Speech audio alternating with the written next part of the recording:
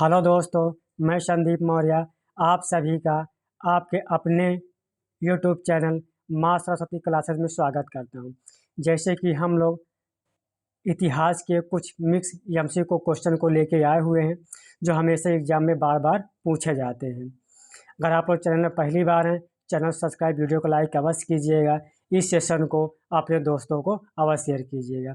दोस्तों, हम लोग के सामने आज का पहला प्रश्न है तृतीय कारखाना अधिनियम किसके समय आया था? Lord Ripon, lord Irwin, lord Hardinge द्वितीय, लॉर्ड मिंटो प्रथम।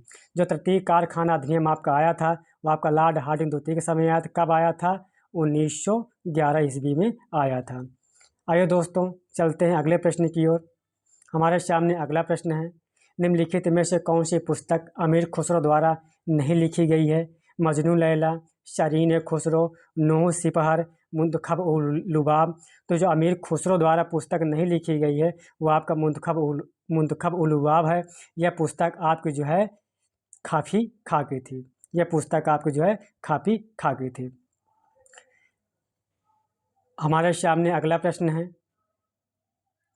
किस समकालीन ब्रिटिश सांसद ने 1857 के विद्रोह को राष्ट्रीय विद्रोह की संज्ञा दी थी? Disraeli, Lord Canning, Gladstone, Ellenborough. जो 1857 के विद्रोह को राष्ट्रीय विद्रोह की संज्ञा दी थी वो आपके कौन है? आपके बंगाल के छात्र डिजरायली हैं। आइए दोस्तों, चलते हैं अगले प्रश्न की ओर। हमारे सामने अगला प्रश्न है, घोस्ताराम बिहार कहाँ स्थित है? बार बार एग्जाम में प्रश्न पूछा जाता है, चाहे जीके, चाहे जीएस, चाहे हिस्ट्री, ऑप्शनल सब्जेक्ट, हमेशा यह प्रश्न पूछा जाता है। घोस्ताराम कहाँ स्थित है? तो राजगृह में, वैशाली में, कौशाम्बी में। तो आपका जो घोस्ताराम बिहार स्थित है आपका कहाँ स्थित है? वो कौशाम्बी में स्थित है।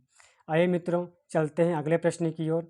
हमारे सामने अगला प्रश्न है, किस वेद में सभा और समिति को प्रजापति की दो पुत्रियों कहा गया है? ऋग्वेद, सामवेद, अथर्ववेद, यजुर्वेद। जो वेद था हमारा, 4 वेद थे। 4 वेद में ऐसा कौन सा वेद है जिसमें सभा और समिति की प्रजापति की पुत्रियों कहा गया है? वो आपका है अथर्ववेद। आइए दोस्तों, चलते हैं अगले प्रश्न की ओर। हमारे सामने अगला प्रश्न है, श्रावस्ती अधोलिखित किस नदी किनारे स्थित है? अनोमा, अचिरावती, रोहिणी, हिरण्यवतता।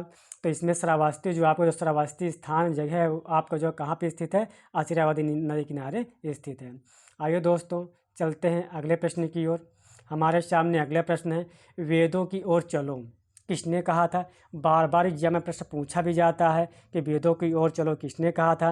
राजा राम मोहन राय, विवेकानंद, दयानंद सरस्वती, रामकृष्ण परमहंस। जो वेदों की ओर चलो जो किसने कहा था? आपके दयानंद सरस्वती ने कहे थे। आइए मित्रों, चलते हैं अगले प्रश्न की ओर। हमारे सामने अगला प्रश्न है, डलहौजी के पहले विलय सिद्धांत किस राज्य पर लागू होता है? मांडवी, कोबाला और जालौर, सूरत, उपर्युक्त। तो सभी जो डलहौजी के पहले विलय का सिद्धांत जो लागू होता है आपका उपर्युक्त सभी पर लागू होता है। इसमें से आपका आंसर उपयुक्त सभी हो जाएगा। आइए दोस्तों, चलते हैं अगले प्रश्न की ओर। हमारे सामने अगला प्रश्न है, निम्नलिखित में से कौन रात्रि में अपना अधिकतर समय प्रार्थना एवं चिंतन में व्यतीत करता था?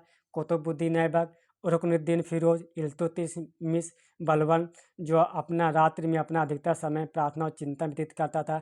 हमारे राज्य में क्या घटनाएं घटित हुई है, इसका निवारण कैसे होगा? तो आपको कौन थे? आपके इल्तुतमिश थे। आइए दोस्तों, चलते हैं आज के आखिरी प्रश्न की ओर। हमारे सामने आज का आखिरी प्रश्न है, किस राजवंश के शासकों के लेखों में तुरुस्क को दंड शब्दावली का उल्लेख मिलता है? तुरुस्क दंड जो है आपके एक प्रकार का कर था जो है प्रतिहार, चहमान, पाल और गढ़वाल।